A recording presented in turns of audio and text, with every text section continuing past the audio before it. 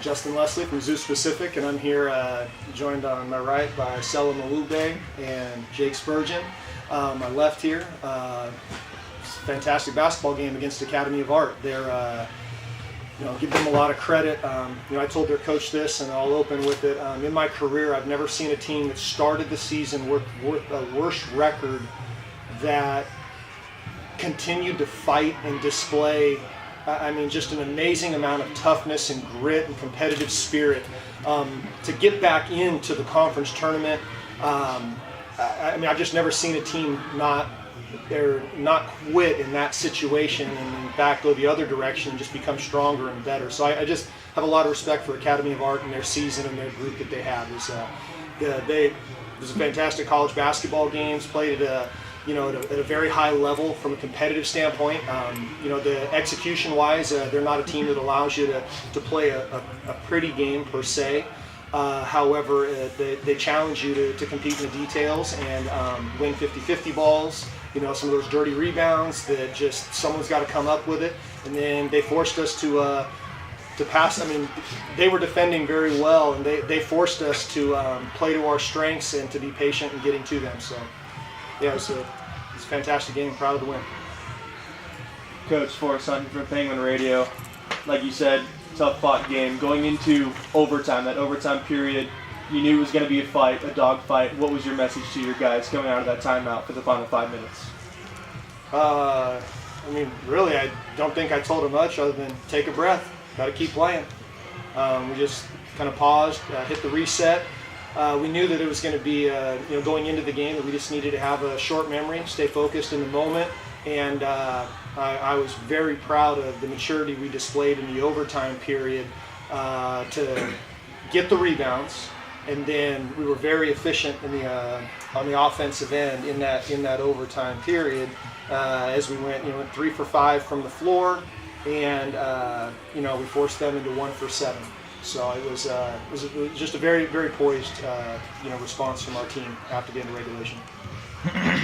Coach Soren O'Connell here from Penguin Radio. We saw about 1:30 into tonight's game that you called a timeout and you were yelling at your players. What was the message to your players there, and what kind of adjustments were you hoping that they would make? That we had played for 2 minutes and the ball hadn't been thrown into either one of these two guys yet. Quite simply. Yeah. That's the game plan, and we got 2 minutes in and they didn't have touches. We were losing. You do the math, boys. Yeah. Ethan Estrada from Penguin Radio. I'll open up the question to all three of you guys. Now that you guys came out with a hard-fought victory against Art, you guys have a really quick turnaround to face the number 1 seed in Point Loma. How do you guys prepare yourself mentally for the challenge ahead? I would say quite simply just recognizing the fact that it's a tournament style, game after game after game. The week of practice before coming here, we knew what we were getting ourselves into. We knew what it's going to take to win, and the kind of grit and self-care it's going to take care of our bodies. So just like you said, what are we going to do? We have to stay hydrated. We have to make sure we stay focused. Because we only have one game in front of us. If we win, we go home. So just understanding that, having the urgency to understand that it's win or go home, and after that, we just play our hardest out there. Anything else, Jay? All I'd say is that we're gonna dig deep. Kind of what Sal said. It's win or go home. We gotta understand that. We got a group of guys that are definitely ready to do that. This is kind of this is what the year kind of comes down to. And I think that tonight and then tomorrow leading up to the game, we're gonna do everything necessary that we need to do to be ready and focused for the game tomorrow. Coach Forrest Hunt once again. Last time you guys played Academy of Art, it was a one-sided contest.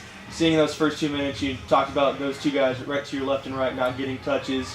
What was your mindset? Did it switch? Did you expect that from Academy of Art for it to be that competitive all the way through to the final buzzer?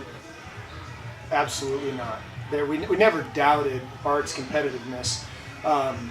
Again, just being frank, last time we played them, we had them down 41-23 at halftime. And, I told the players that we're going to find out a lot about them. There's those moments at the end of the season for teams when they have the opportunity to pull apart, to start going for their own and staying, and they see the end, they see it slipping away, and teams tend to do things uncharacteristic in those moments. Academy of Art, the second half of that game, never quit.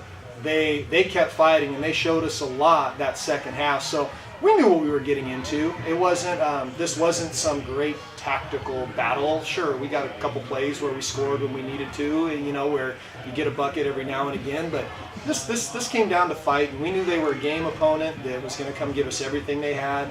And so yeah, no surprise on my end.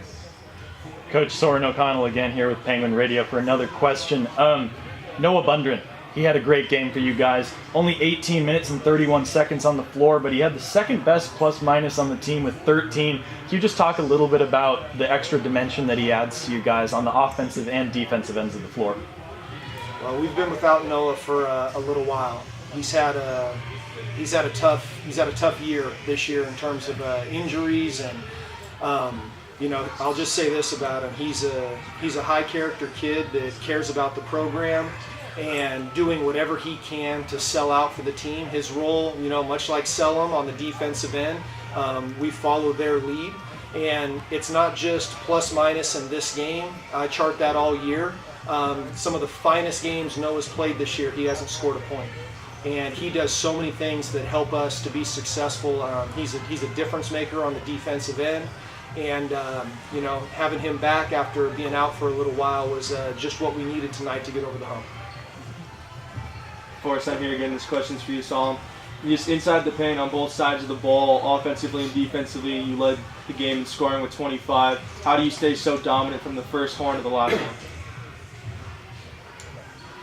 Sorry, could you repeat the question? Yeah, how do you stay so dominant in the paint with mentally focused and being physically ready, both offensively and defensively inside? Gotcha, I understand. I would say it'd be just staying within myself and what I know my strengths are. One point, I feel like at one point in the season we came to a point where it was just everyone needed to look at ourselves and understand what we're good at, and then focusing on that, and then add that to the team. That way we can all put our strengths together and be the best team that we can be. I feel like understanding that puts me in the best position to, like you said, be so dominant, because I just know that that's what I'm good at. You know what I'm saying? So I'm not going to go outside of that and, for example, come out to the three and start shooting, because that's just not my game, unfortunately. It's just what it is. So I would say recognizing that is how, like you said. And then one last question from Soren O'Connell here at Penguin Radio for you, Jake.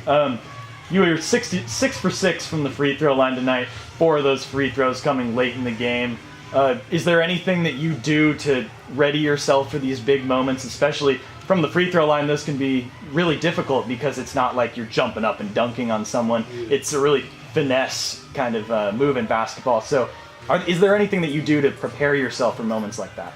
Well, honestly, in practice, at the end of practice every day, we have a real competitive free throw shooting game that we play. So that definitely kind of helps. You have your teammates getting in your head, trying to make you miss.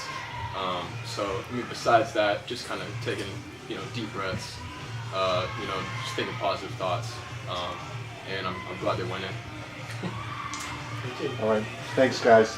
Appreciate it. Thanks, Good sir. job. Appreciate it.